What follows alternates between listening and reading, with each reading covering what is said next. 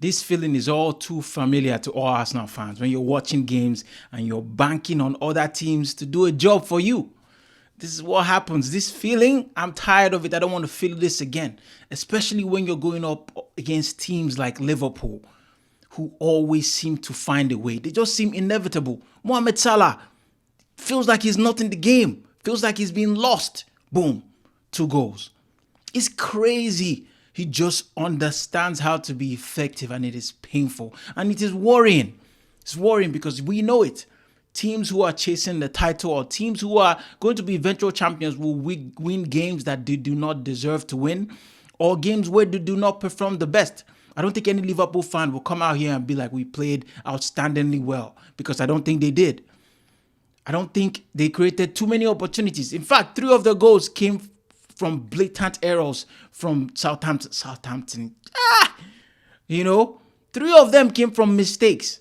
They just persisted in playing out from the back when they don't have the facilities. You don't have the facilities, big man. You don't have the players. You're trying to play Arsenal or top team play out the back football when you don't have the players for that.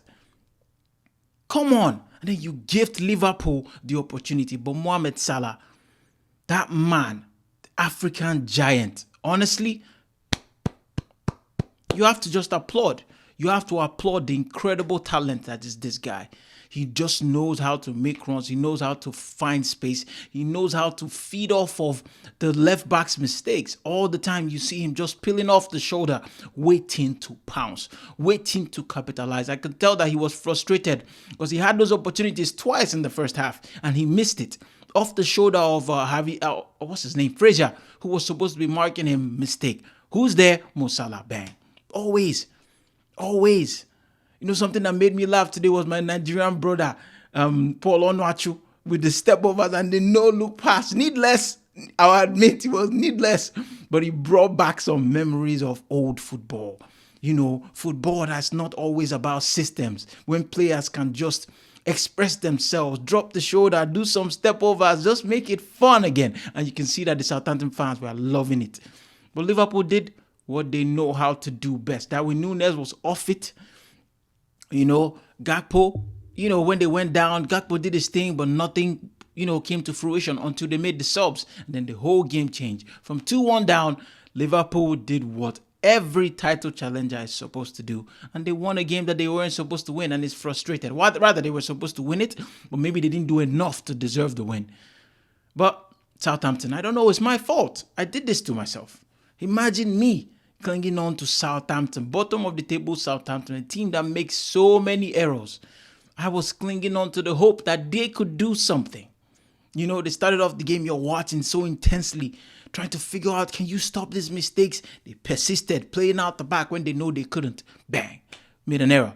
Szoboszlai pounced, beautiful finish, quality player. I think Szoboszlai is quality. He's always been I think he has very decent composure, good touch, and good shooting as well. Bang, they scored. And then you give Mo Salah the opportunity to get a run ahead of you, and the beautiful diagonal long ball from the back over the head of the defender. And I don't know why the goalkeeper was running like an idiot. But Salah just knew, I just need to touch the ball, hit it on target. Sorry, and it's going to be a goal, and that's what he did. Error, but you have to be there to take the opportunity. You have to be there to pounce. And nobody in world football, I would argue, is better at capitalizing on errors than Mohammed Bad Boy, Egyptian Pharaoh, the king, Egyptian king, Mohamed Salah. And it's painful for me. It's painful for me. But hopefully, somewhere, somehow, within this crazy November ending to December, there will be a drop-off. That's all I can cling to.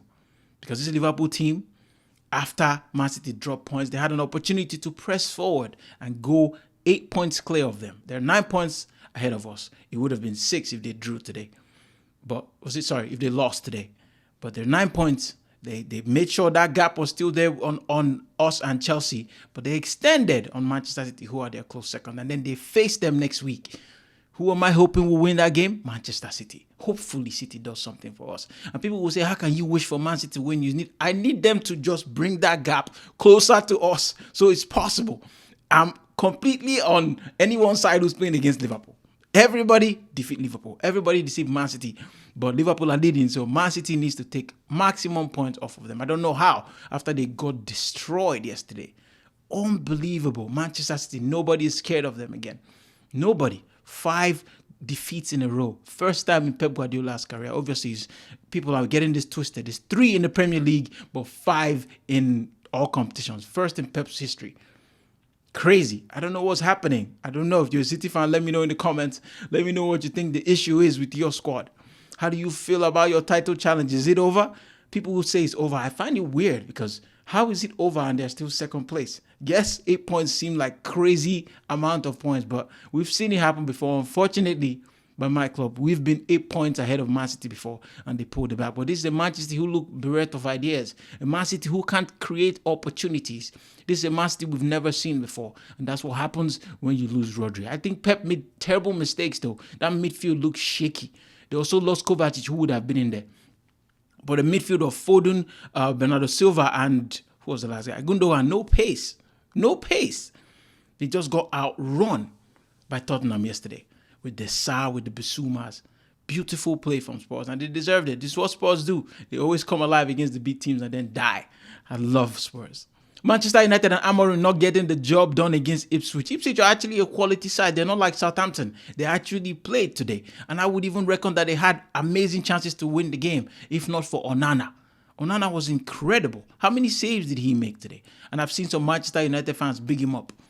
He's found his feet again since, this season has started. And I'm happy for him. I want to see him succeed just personally, not the team. I wish he doesn't I don't want him to get battered online, obviously, my African bias. I need him to be successful as a goalkeeper, but I don't want Manchester United to be successful, but not when he makes individual errors. But Man United dropped the ball today. Feels like the ball was deflated, so they couldn't have the new manager bounce. Forgive me, I had to drop that in there. But Man U didn't get the job done against Ipswich. Amorim's first game, he started Rashford. Rashford coming out on fire. Amorim didn't even celebrate. He did the bad boy. Bad boy just walked back. First 2 minutes of my managerial career at Manchester United, we get a goal. Bad boy. He did all of that. But Ipswich had something to say about that. He scored a very good goal, Hutchinson. Yes, he took a deflection. But Hutchinson, former Arsenal boy, former Arsenal talent, went to Chelsea. It didn't work out at Chelsea. And then they made like 30 million for him. That money should have come to us. But I wish him the best. I want to see Highland prospects, no matter where they are, be successful. They've done enough to be, in the running. At least he's playing in the Premier League. It's a good career. It's tough to make that of an academy and stay there. Like Saka is not the norm. We know this. A lot of academy players actually have to go somewhere else to be successful. And that's the case for a lot of players. And I wish Omari Hutchinson the best. I'm glad to see him doing well and actually being a main man for a Premier League team. It is not easy. But what do Manchester United fans think about Amorim and his start and how he set up his team? Would you have started the players he started? He started Evans. I thought that was very surprising for me. He started Rashford up top at top 9, Højlund and Xerxes on the bench. I don't know what you guys have to say about that. Let me know in the comment section. I'm interested in this. This whole season is going to be epic. All that a team run away with it. I know Liverpool seems like they're running away with it, but there's so many games left. So much will still happen in this league. I promise you. Watch. You can't take your eyes off it for a split second. If not, you snooze, you lose. Remember that. I hope we get the job done. Very excited with our gameplay yesterday. Hopefully we beat Sporting come the midweek and we play. I don't know who we play next weekend. But let me know your thoughts about this video. Let me know your thoughts about how your team is doing in the Premier League this season. Like if you're new, subscribe as well. Please, it truly, truly, truly helps out. Take care. God bless. Peace.